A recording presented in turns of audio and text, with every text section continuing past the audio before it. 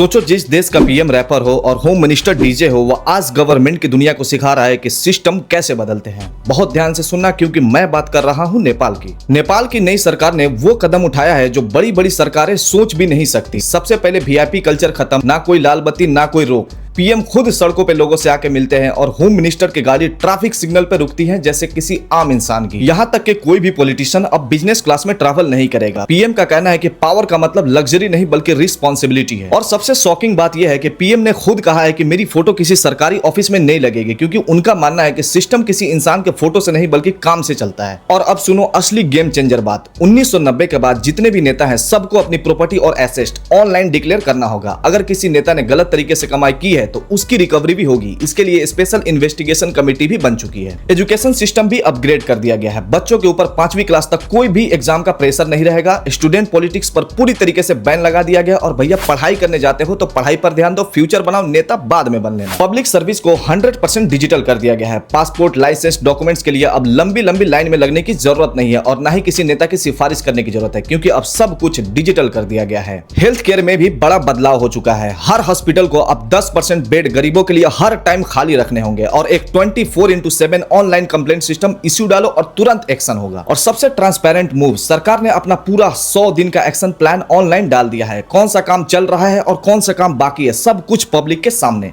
अब सवाल सिर्फ नेपाल का नहीं है, सवाल यह है कि जब एक छोटा सा देश कर सकता है तो बड़े बड़े देश क्यों नहीं। आप लोगों को क्या लगता है, क्या ऐसा सिस्टम हमारे देश में पॉसिबल है या सिर्फ अच्छे दिन हमारे लिए एक सपना है? कमेंट कर जरूर बताएं।